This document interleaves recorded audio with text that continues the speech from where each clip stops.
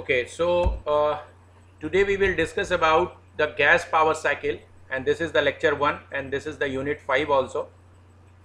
Basically unit 1 में मैंने gas power cycle का इंट्रोडक्शन आपको किया था about auto cycle, diesel cycle and dual cycle के बारे में. लेकिन फर्दर जो गैस टरबाइन जिस साइकिल पे रन करती हैं वो थोड़ा सा डिफरेंट कॉन्सेप्ट है. लेकिन एक बार रिकैपिचुलेशन करते हैं कि गैस पावर साइकिल बेसिकली है क्या. So gas power cycle are commonly used for power production as in gas turbine plants. Internal combustion engine, जिसको मैंने आपको बताया था कि किस तरह से गैस पावर साइकिल होती हैं, आज अभी हम लोग जो डिस्कस करेंगे वो गैस टरबाइन के बारे में डिस्कशन करेंगे. And other applications here, performance prediction based on the thermodynamics analysis is presented for ideal cycles of different types used for gas turbine installation. Clear? तो गैस टरबाइन इंस्टॉलेशन के लिए जो हम लोग गैस पावर साइकिल यूज करते हैं, the cycle name is known as the Brayton cycle. Is that clear? Okay. तो air standard cycle के बारे में मैंने पहले भी बताया था कि एयर स्टैंडर्ड साइकिल एक तरह से आइडियल साइकिल है हमारी, और उसमें हम लोग जो वर्किंग फ्लूइड रखते हैं वो वर्किंग फ्लूइड एयर रखते हैं. और आप यहाँ पे साइकिल से समझ सकते हैं air is a working fluid. Standard means that is we are following some standards, we are following some assumptions. Clear? For analyzing the air standard cycle. So these assumptions are the first assumption. ध्यान से समझिएगा, इस सारे assumptions आपको सारे जितने भी आपने गैस पावर साइकिल्स लिए हैं उन सब जगह पर कॉमन रहते हैं. तो क्या क्या assumptions हैं? Air is the working fluid and we have as a perfect gas. Clear? Air को आप परफेक्ट गैस की तरह एज्यूम करेंगे. ठीक है. Second one is working fluid does not get change in its mass and composition. कहने का मतलब ये है कि वर्किंग फ्लूइड जो है वो वर्किंग फ्लूइड अपना कोई भी मास और कंपोजिशन बिफोर कंबस्शन और आफ्टर कंबस्शन चेंज नहीं करता है. Third one is thermodynamics processes consisting cycle for reversible. जो प्रोसेस हम लोग कंसीडर करें, जैसे मैंने पहले कहा कि जितने भी हम साइकिल कंसीडर करेंगे these cycles are ideal cycles, so we are considering the reversible processes. There is no heat loss from system to surrounding. Simple सी बात है, अगर आप उसको रिवर्सिबल की तरह ट्रीट कर रहे हैं तो नो हीट लॉस आपका होगा. During heat addition process heat is assumed to be supplied from a high temperature source. आपका हीट एडिशन प्रोसेस जो है वो हीट को यही एज्यूम किया जाता है कि हाई टेम्परेचर सोर्स से आ रहा है और हीट रिजेक्शन आपका जो है वो लो टेम्परेचर सिंक की तरफ ट्रांसफ़र किया जा रहा है, ताकि जो इंजन उसके अंदर वर्क कर रहा है उसको हम लोग आइडियल हीट पंप इंजन बोल सकें. Next one is specific heat of a working fluid do not change through out the cycle. Specific heat का जो बेसिक कॉन्सेप्ट है वो आपको मैं पहले भी बता चुका हूँ. बेसिक कॉन्सेप्ट ये है कि वो टेम्परेचर पर डिपेंड करती है.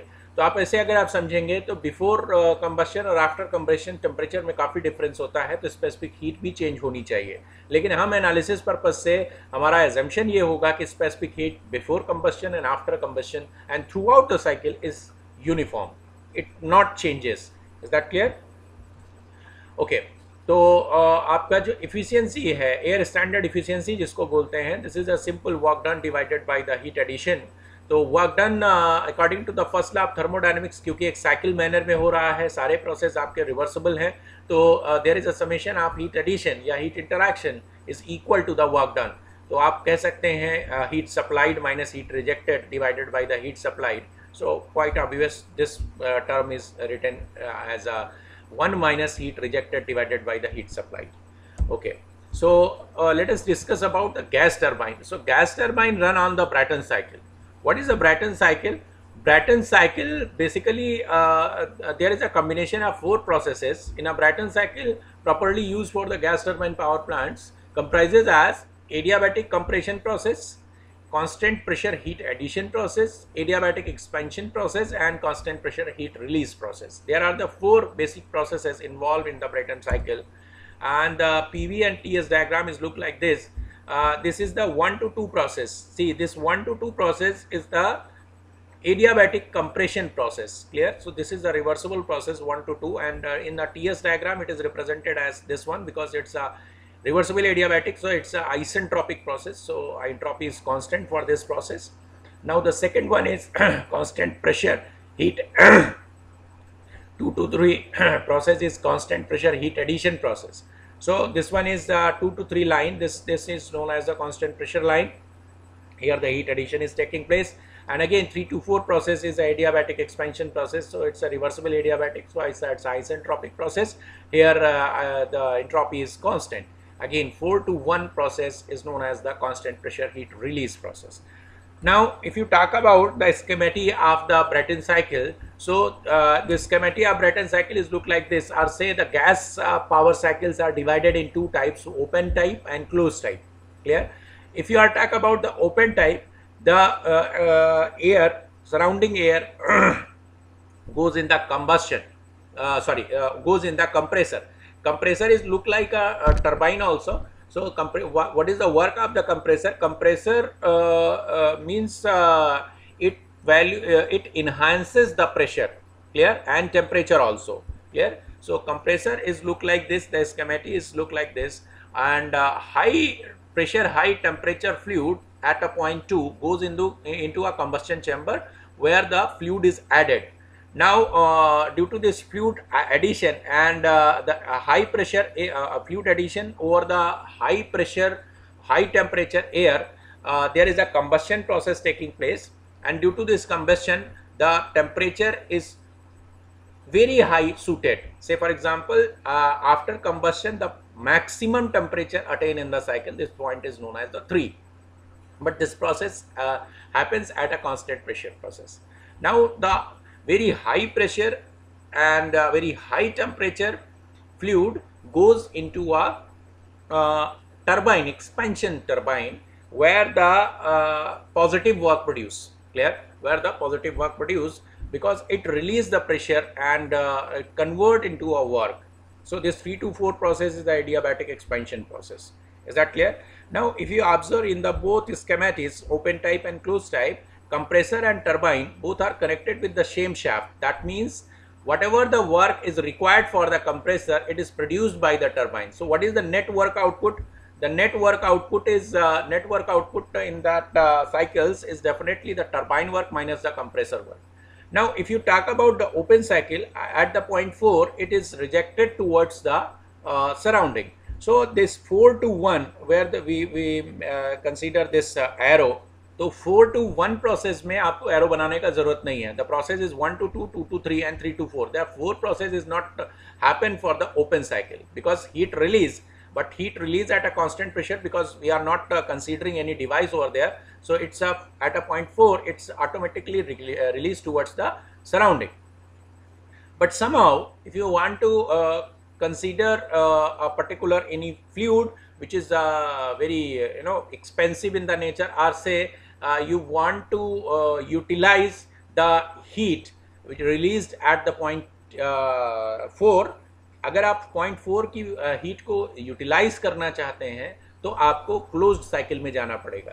आप क्या करेंगे? Eight a point 4 what happen, आप एक हीट एक्सचेंजर यहाँ पर अप्लाई कर देंगे और उस हीट एक्सचेंजर की हेल्प से आप जो ये इनलेट एयर है, इस इनलेट एयर को आप हीट कर लेंगे. तो आप क्या करेंगे? ये जो रिजेक्टेड सराउंडिंग में हीट जा रही थी उस हीट का आप यूटिलाइज भी कर रहे हैं और इस हीट को यूटिलाइज करके रिजेक्ट कर दे रहे हैं. कहाँ पर? सराउंडिंग में.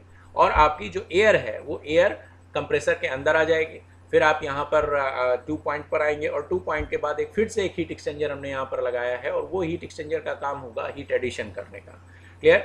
सो यहाँ पर अगर आप प्रोसेस को देखेंगे तो यहाँ पर आप देखें कि जो मास है वो मास कंटिन्यूअसली आपका फ्लो होता रहेगा. There is no additional mass is required ideally if there is no leakages happens.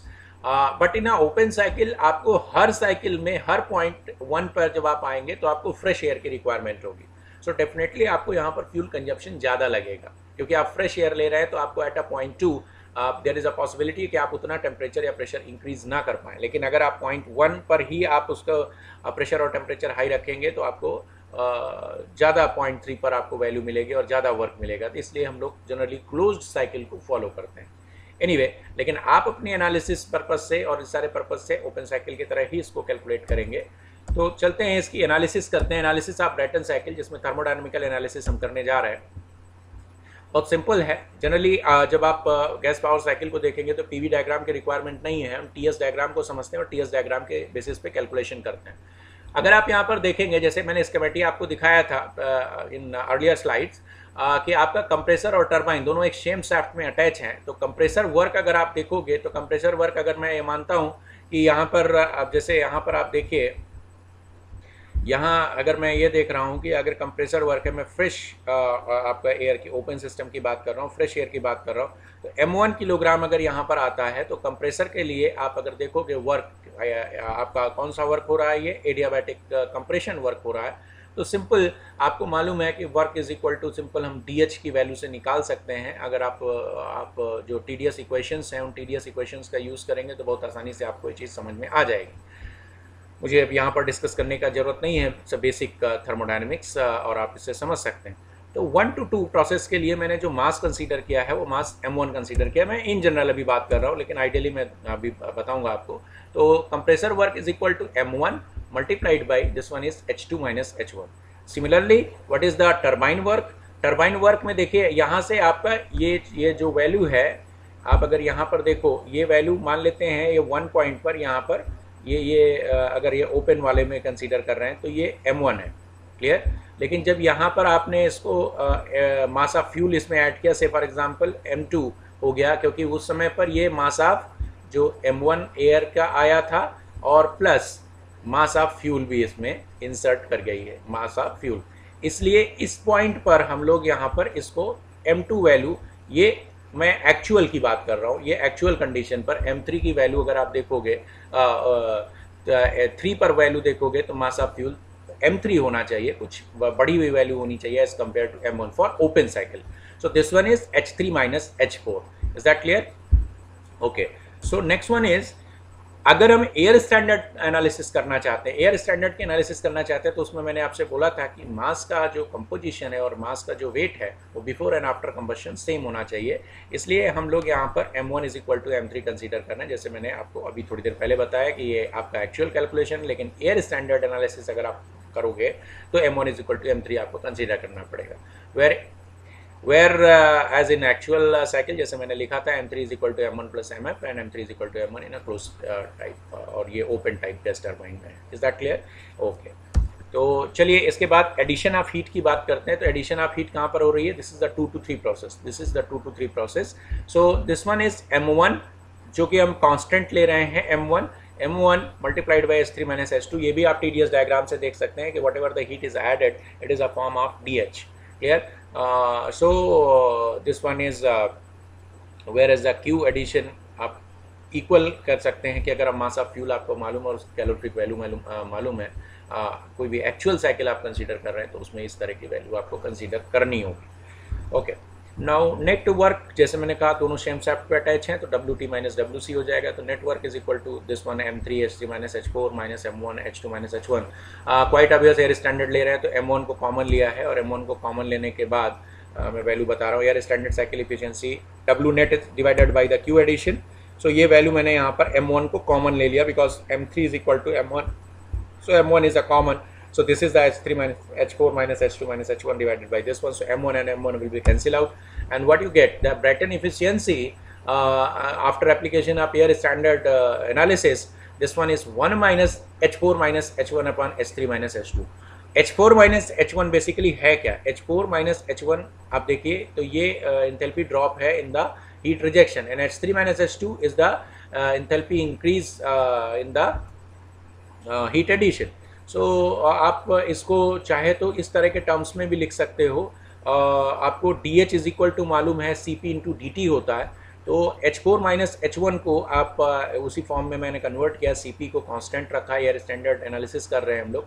तो h4 minus h1 is equal to CP T4 minus T1 कर सकते हो आप, क्योंकि आप DH इज इक्वल टू, जैसे आपको पहले भी मैं बता चुका हूँ कि DH इज इक्वल टू क्या होता है, DH is equal to this one is CP and dt, this one is CP and dt। So वही चीज़ मैंने यहाँ पर लिखी हुई है Cp, और इसी तरह से आप H3 माइनस H2 को भी कन्वर्ट कर सकते हैं। H3 minus H2 is equal to Cp T2 minus T1। Clear, बहुत आसानी से ये कन्वर्जन आप कर सकते हैं और इसको टेम्परेचर के टर्म्स में लिख सकते हैं। सो अब अगर मैं इसको टेम्परेचर के टर्म्स में लिखूंगा तो Brayton efficiency is equal to 1 minus Cp cancel हो जाएगा, T4 minus T1 upon T3 minus T2। लेकिन अभी भी ये हमको प्रेशर के टर्म्स में चाहिए, हम इसको टेम्परेचर के टर्म्स में नहीं रखेंगे। तो प्रेशर के टर्म्स में रखने के लिए अगर आपको ये पता है कि प्रोसेस जो है वो प्रोसेस 4 to 1 और 2 to 3 जो प्रोसेस हैं ये दोनों एडियाबैटिक प्रोसेस हैं, तो adiabatic process PV to the power gamma is equal to constant अगर हम चूज़ करते हैं और उसकी बेसिस पे निकालते हैं, तो ये भी मैं आपको बता चुका हूँ। ये आप बहुत आसानी से कर सकते हो। आइडियल गैस इक्वेशन लगा के आप वॉल्यूम को रिड्यूस, वॉल्यूम का टर्म जो है वो प्रेशर के टर्म्स में कन्वर्ट कर लीजिए। So you get the T2 by T1 is equal to P2 by P1 to the power gamma minus 1। बहुत आसानी से आप इसको कैलकुलेट कर सकते हैं। T2 by T1 is equal to P2 by P1 to the power P2 by P1 gamma to gamma minus 1 upon gamma, this one. So 1 to 2 process here is known as the adiabatic compression process, and 3 to 4 process is the adiabatic expansion process. Now this T3 upon T4 similarly P2 by P1 to the power gamma minus 1 upon gamma, because P2 is a higher limit in that cycle and P1 is the lower limit in that cycle. Clear? So this term is known as the compression ratio also. So this is the pressure ratio और compression ratio, अगर आप बोलोगे expansion ratio अलग हो जाएगा compression, तो इसलिए मैं इसको pressure ratio बोल रहा हूँ, and this pressure ratio is denoted as R. So ये जो T4 minus T1 upon T3 minus T2 लिखा है इसी को रिप्लेस करते हैं और इस टर्म को लिखते हैं ऐसे, T2 upon T1 is equal to R to the power gamma minus 1 upon gamma, and T3 by T4 is equal to R to the power gamma minus 1 upon gamma.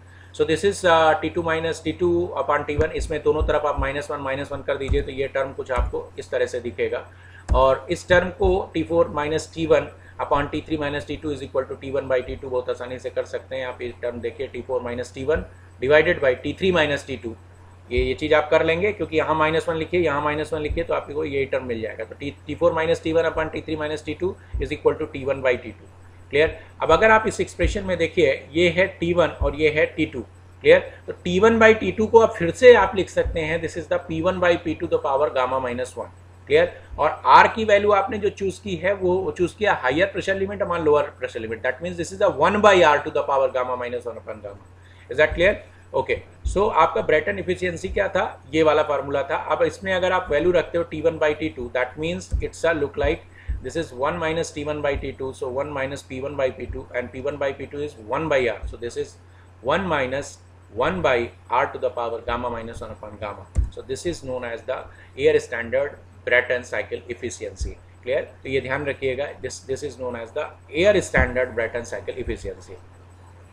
अब इसके टर्म में अगर आप देखोगे ब्रेटन इफिशियंसी, क्योंकि आप efficiency gas turbine की कैसे इंक्रीज कर सकते हो, तो इसमें आपका गवर्निंग फंक्शन अगर देखोगे तो वेरिएबल फंक्शन कह लें या गवर्निंग फंक्शन कह लें, तो वो है इसका प्रेशर रेशियो और गामा की वैल्यू।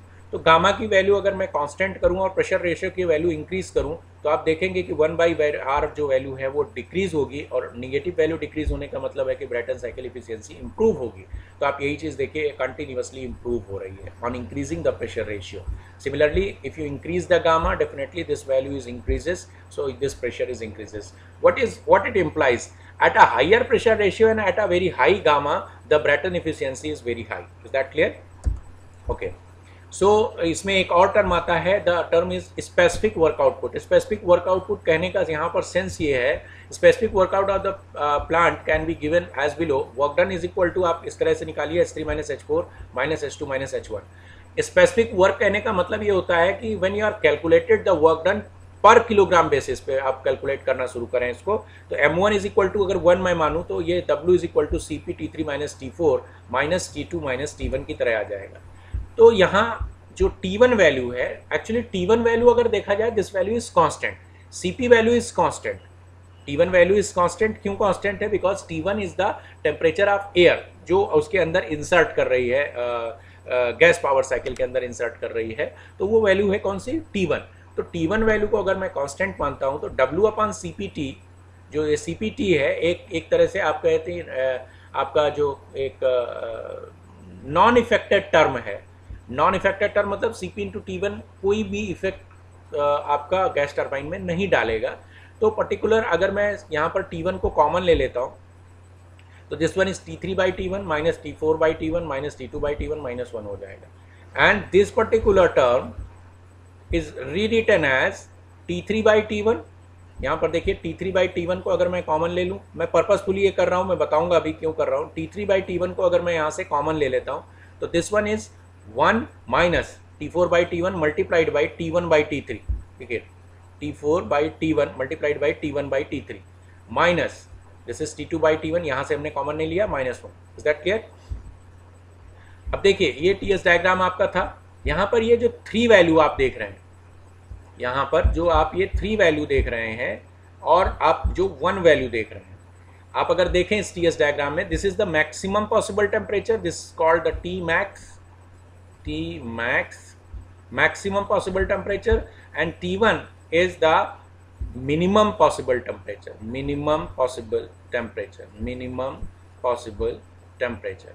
तो आपको याद होगा जब अभी मैंने आपका एयर स्टैंडर्ड का एजम्पशन लिया था, उसमें आपसे ये कहा था कि जो वो है हीट पंप है या कह ले हीट इंजन जो है, उसमें हाई प्रेशर से जो टेम्परेचर जहाँ से हीट आ रही है वहाँ का टेम्परेचर मैक्सिमम होना चाहिए। तो आप देखिए यहाँ पर ये जो हीट इंजन है वो है इसकी टरबाइन, तो आपका कहाँ से आ रहा है? Maximum possible temperature, this is known as the source. और कहाँ रिजेक्ट हो रहा है? मिनिमम टेम्परेचर पर। कहाँ मिनिमम टेम्परेचर? तो this is treated as a sink. तो इसलिए इस पर्टिकुलर टर्म का कुछ सिग्निफिकेंस करते हुए T3/T1 को हम यहाँ पर let the T3/T1 is given as a constant T, क्योंकि ये हमारा डिज़ाइन फैक्टर हो जाएगा। डिज़ाइन फैक्टर क्यों होगा? क्योंकि आप पूरे जो स्पेसिफिक वर्क आउटपुट है, स्पेसिफिक वर्क आउटपुट इस टर्म पे डिपेंड करेगा। देखिए 1 की वैल्यू आप चेंज नहीं कर सकते, लेकिन 3 की वैल्यू को आप चेंज कर सकते हैं। जितना ज़्यादा 3 रखेंगे उतना ज़्यादा आपको वर्क आउटपुट मिलेगा। So this is the W/CPT is equal to, मैं इसी टर्म में कन्वर्ट कर रहा हूँ, small t 1 minus this is T4 by, यहाँ से T1 कैंसिल हो गया, तो T4/T3 माइनस T2/T1, ये आपने कन्वर्जन किया।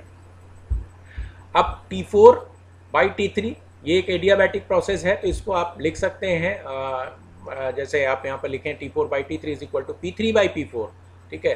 तो P3/P4 to the power gamma minus 1 upon gamma, तो P3/P4 आप यहाँ पर देखेंगे तो आप ये जैसे मैंने पहले किया था वही चीज़ मैं यहाँ पर कर रहा हूँ। T4/T3 आप इसको PV to the power gamma की वैल्यू लगाकर आप इसकी वैल्यू लिख सकते हैं। This is the 1 by pressure ratio R to the power gamma minus 1 upon gamma. Pressure ratio दोनों के लिए सेम है, 3 to 4 प्रोसेस के लिए भी प्रेशर रेशियो और 2 to 1 प्रोसेस के लिए भी प्रेशर रेशियो सेम है।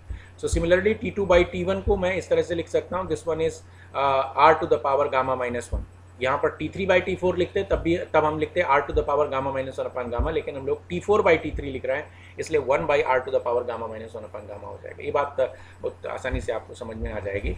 W/CPT इज इक्वल टू, ये टर्म हो गया T minus in bracket 1 minus T4/T3 को मैं 1 by R to the power gamma minus 1 लिख रहा हूँ, माइनस T2/T1 को मैं R to the power gamma minus 1 लिख रहा हूँ, minus 1।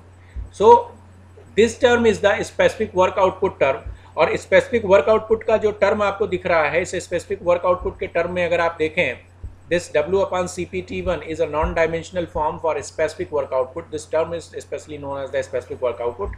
But basically, if you are calculated the work done per kilogram basis, per kilogram per second basis, it is converted into a specific work.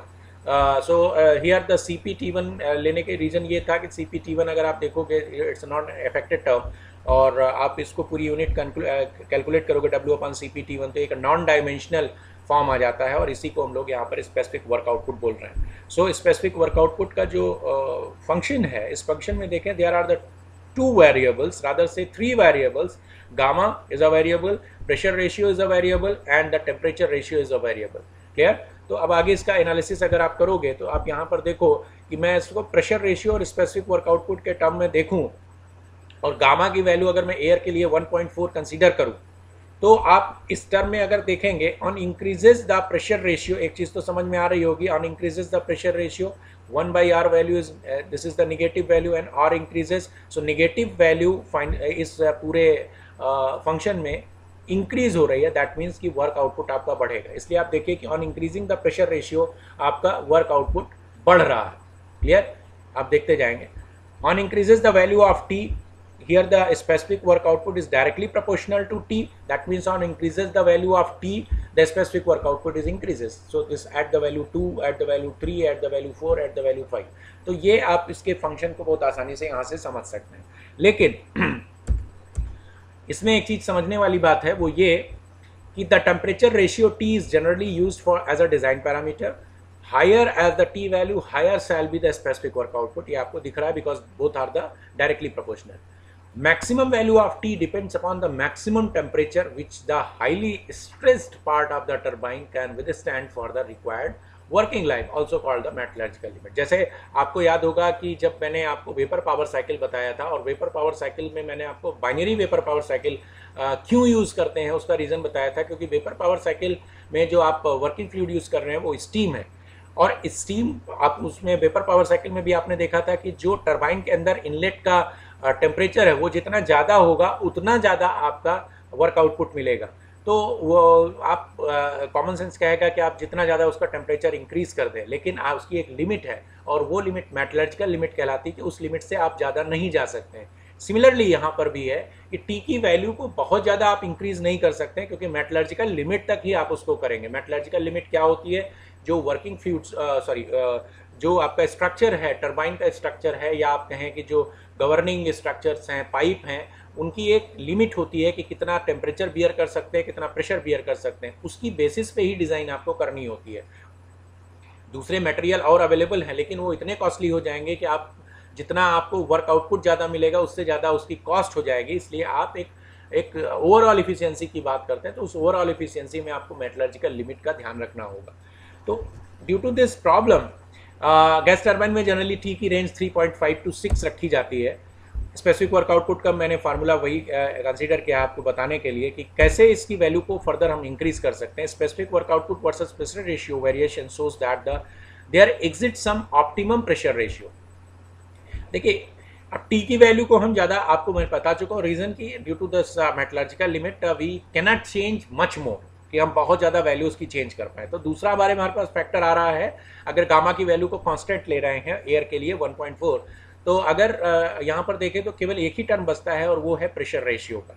तो specific work output versus pressure ratio variation shows that there exist some optimum pressure ratio value at which specific work output is maximum at given t value. Clear? जैसे मैंने अभी आपको पिछले graph दिखाया था, कहीं ना कहीं आपको एक r की कोई वैल्यू मिलेगी जिसमें स्पेसिफिक वर्क आउटपुट आपको मैक्सिमम मिलेगा, क्योंकि उसके बाद आप देखिए तो ग्राफ का स्लोप उतना इंक्रीज नहीं होता है. In some small r value the value is reduces also. So अब इस फंक्शन को देखें तो थोड़ा सा मैं इसको मॉडिफाई कर लेता हूँ, क्योंकि बहुत बड़ा फंक्शन है. इसको आप जब ऑप्टिमम वैल्यू कैसे कैलकुलेट करते हैं मालूम है आपको. डिफरेंशिएशन करेंगे, इक्वल टू 0 करेंगे, और डबल डिफरेंशिएशन करके पता लगा लेंगे कि फंक्शन इंक्रीज हो रहा है या डिक्रीज हो रहा है पर्टिकुलर उस वैल्यू पर. सिंपल मैथमेटिक्स का कॉन्सेप्ट है. तो r to the power gamma minus 1 upon gamma को अगर मैं यहाँ पर एक कंसिडर करूँ, वैल्यू एक मान लेते हैं a है, और t को एज अ कांस्टेंट यूज़ कर रहे हैं, क्योंकि t यहाँ पर वेरिएबल नहीं ले रहे हैं, तो फंक्शन कुछ हमारा इस तरह से दिखने लगेगा.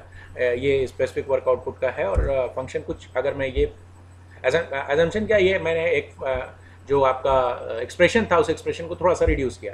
तो w is equal to C P into T one, w is equal to C P into T one in bracket t 1 minus 1 by A into minus A minus 1, क्योंकि r to the power gamma minus 1 upon gamma को आपने a consider किया. Okay, so let's differentiate because a is a variable over here. So dw upon da अगर इसको हम करते हैं तो this is cp t1 and this is t1 upon a square minus 1. ये simple differentiation आप करके देख सकते हैं. This value equated to 0. So once you put the value equal to 0, you get t by a square minus 1 is equal to 0. That means you get t is equal to a square. What is the mean? The mean is a is equal to under root t. Now अब यहाँ तो simple सी एक आप mathematics देखें तो ये actual में क्या चीज़ है.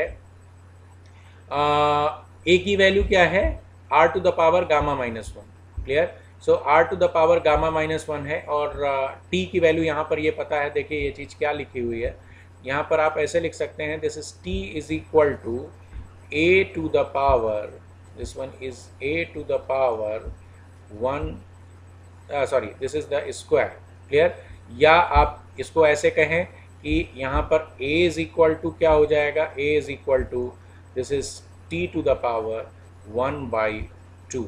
तो यहाँ पर a में r gamma minus one upon gamma है, तो आर इज इक्वल टू, अगर इधर ले जाएंगे तो क्या हो जाएगा, gamma upon gamma minus one multiplied by 1/2, ये चीज लिखी है मैंने, gamma upon gamma minus one multiplied by 1/2, so this one is 2। Clear. तो जो प्रेशर रेशियो है आप इसको डबल डिफरेंशिएट करके देखिए, this in a double differentiation जो मैंने किया था, double differentiation is the negative value at A is equal to under root T, that means A is equal to under root T पर जो हमारा फंक्शन है वो वैल्यू मैक्सिमम देगा। Clear.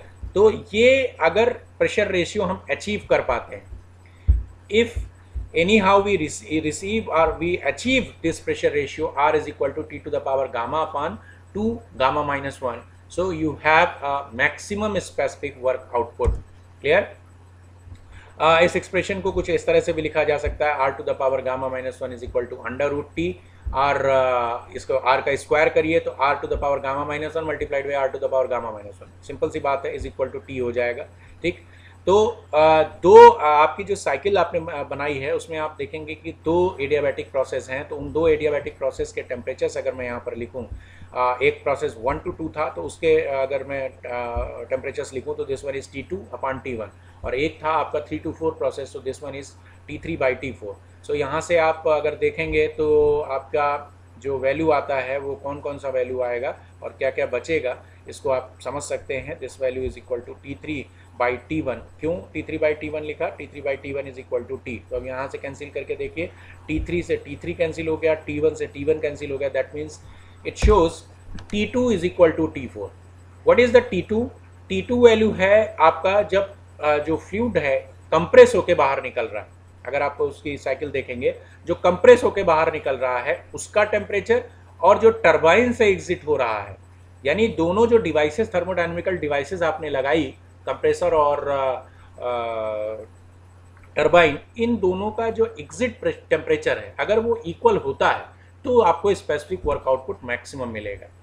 Thus the specific work output is seen as a maximum for given T value when the pressure ratio is such that the temperature at compressor outlet and turbine outlet are equal। Clear? Temperature at compressor outlet and turbine outlet are equal। ध्यान से समझिएगा इसको, ये दोनों equal कब हो सकते हैं या कैसे हो सकते हैं। देखिए, for all values of pressure ratio are, ये इनकी जो वैल्यू है वो अगर आप यहाँ पर देखें तो मैक्सिमम ये 1 और जो डिफरेंट वैल्यू है वो है t to the power gamma upon 2 की पावर गामा माइनस 1 के बीच में लाई करेगी। Is that clear? क्योंकि प्रेशर रेशियो है और रेशियो की वैल्यू 1 के कम ही रहती है, तो इसलिए मैक्सिमम 1 और इन बिटवीन इस मिनिमम कह सकते हो, इसकी वैल्यू पर डिपेंड करेगी।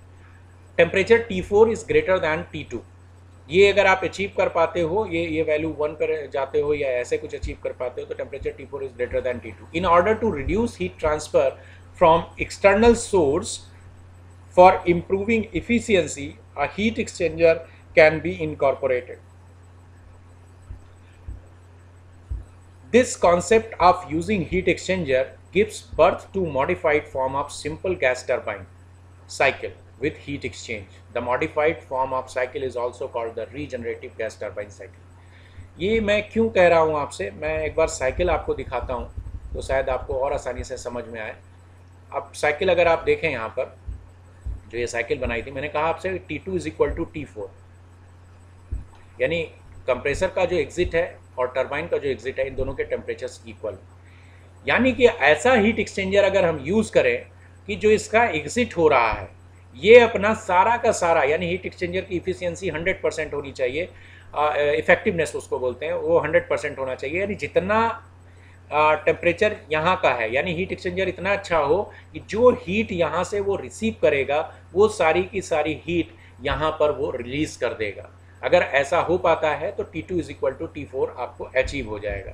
तो यही चीज़ यहाँ पर कही है, और ये हीट एक्सचेंजर का जो अरेंजमेंट है, इस अरेंजमेंट को करने के लिए आपको जो अरेंजमेंट हम करेंगे तो आपका जो साइकिल है, जो Brayton air standard Brayton cycle है, उसमें मॉडिफिकेशन करना पड़ेगा, और ये मॉडिफिकेशन कहलाता है रीजनरेटिव गैस टरबाइन साइकिल, जिसको हम नेक्स्ट क्लास में डिस्कस करेंगे। आई होप आपको ये चीज़ें समझ में आई होंगी। एक बार आप फिर से इस वीडियो को देखेंगे तो और भी समझ में आएगा। So thank you for watching this video, और आप अपना ये वीडियो देख के अपने कॉन्सेप्ट दोबारा फिर से क्लियर कर सकते हैं। So thank you for this.